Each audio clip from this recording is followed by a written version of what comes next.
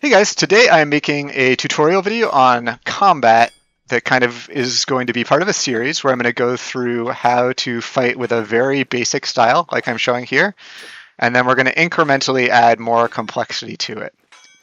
So what I'm showing here, all my attacks are riposte, so that means I'm waiting until right after I block, and then I'm doing an immediate attack. I'm not using any of my abilities. I'm not using, kick, feint, anything like that. And I am just beating this guy with solid mouse mechanics, so my blocks are accurate. And I'm making sure not to swing and miss, and not to handle hit. I'm not sprinting, so my stamina, as you can see, is staying nearly at full power continuously. And that's really all there is to it. So step one is going to be, today we'll talk about why this is a good way to learn to fight, and then how to actually get your blocks up to kind of a consistent level where you can do this.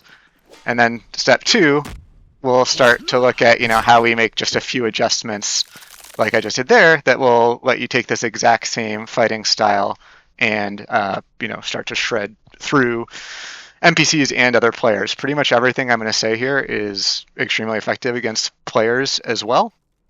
And some other advantage of this kind of riposte-focused fighting style that I'm showing is it's defensive, but that means you're really conserving your health, you're conserving stamina, and those things are even more important in the dungeon than they are in a duel. So the first thing I want to talk about at a fundamental level is why you might want to kind of fight in a riposte-focused way. And most fighting games, including Swordai, have some notion of initiative as a driving force behind combat. And so initiative sort of means whose turn it is to attack. And, in other games, sometimes we'll talk about this as tempo.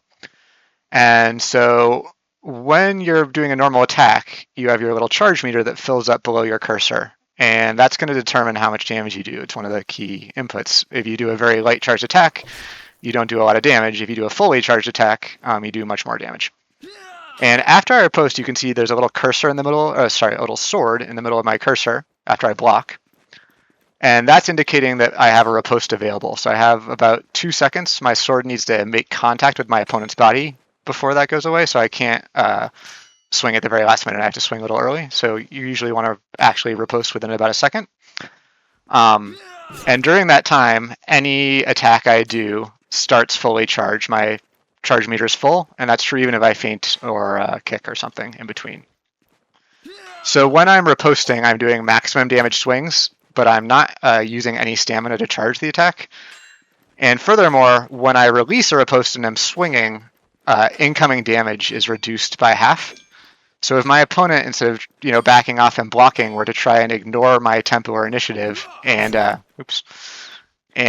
just keep swinging at me, he would very heavily lose the trade. I'd do a max damage attack. He'd be starting with 0 charge. I'd be doing full damage. He'd have 50% damage reduction when he actually hit me. So I'd do way more than him. I didn't mean to feint there, or I wasn't thinking of autopiloting. So this is kind of a fundamental reason that fighting based on ripostes is going to beat people who are just spamming mindlessly. Now, obviously, that's not the quickest way to kill anybody, but that's why riposte-based fighting is efficient. And so to actually be able to execute something like that, there's a few things you need. One is that your blocking needs to be very good. You need to consistently know how to block the way you want to. And so that's going to come down mostly to mouse mechanics.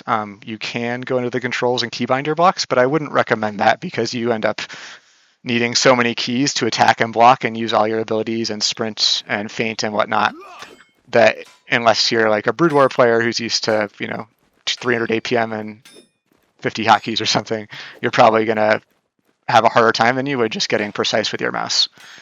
Then the other thing we're going to need to do is we're going to need to not swing and miss and not handle hit.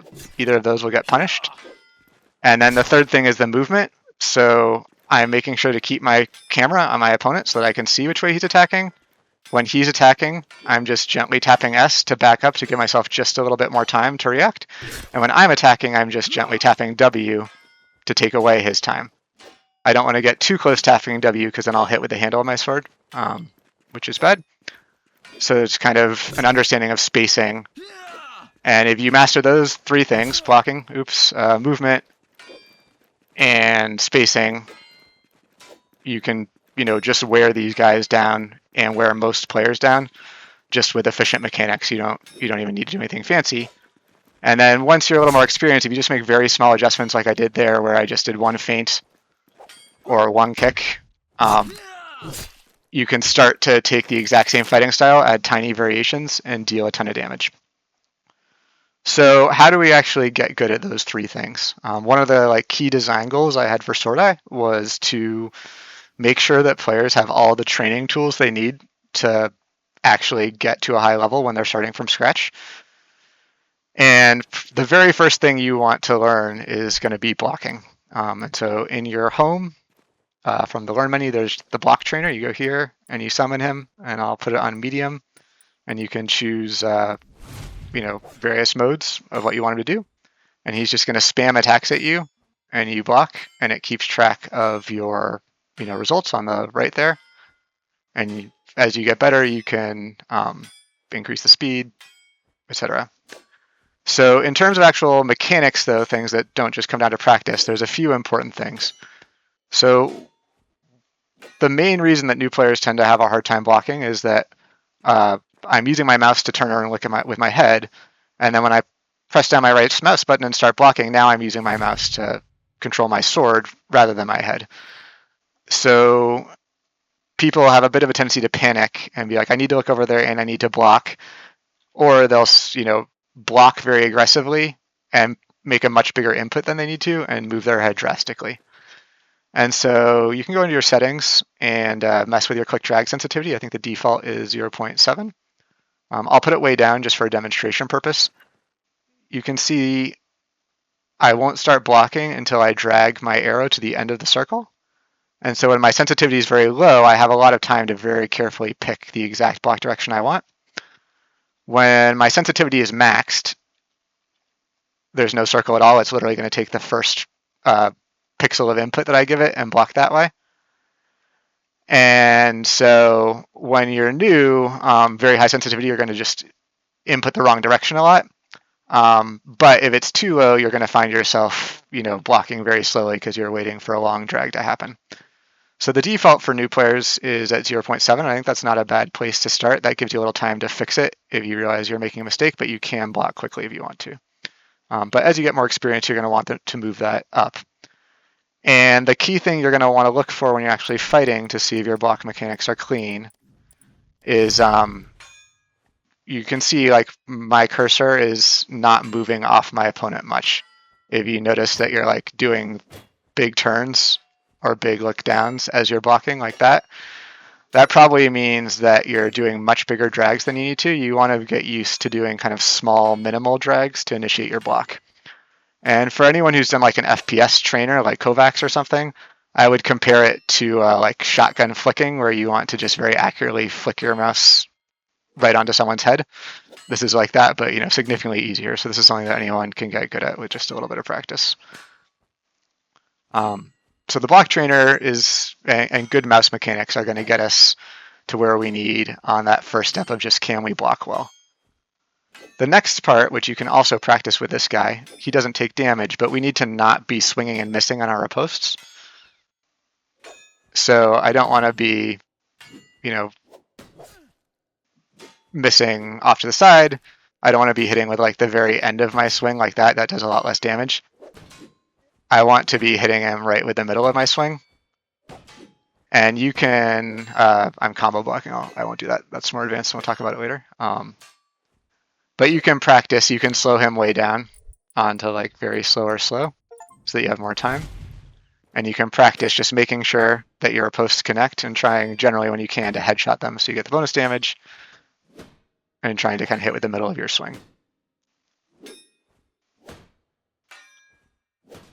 Then the third thing is going to be the spacing I talked about. For that, you really need a moving opponent. So the arena is the place to go.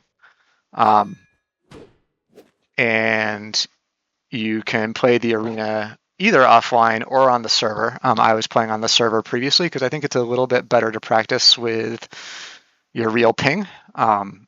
So if we go into the arena, you can, in any multiplayer mode, you can do /ping and see, so my ping's about 100.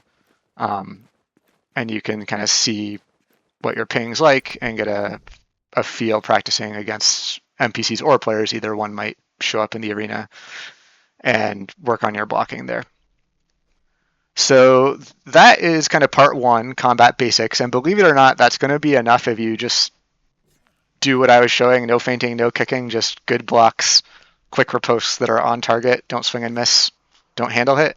That's going to beat all of the easier tier of NPCs and most players if you can execute that at a high level. So I'm going to wrap this video up there. Next time we're going to talk about how you take that exact same thing and add two new things, kicking and feinting. Thanks for watching.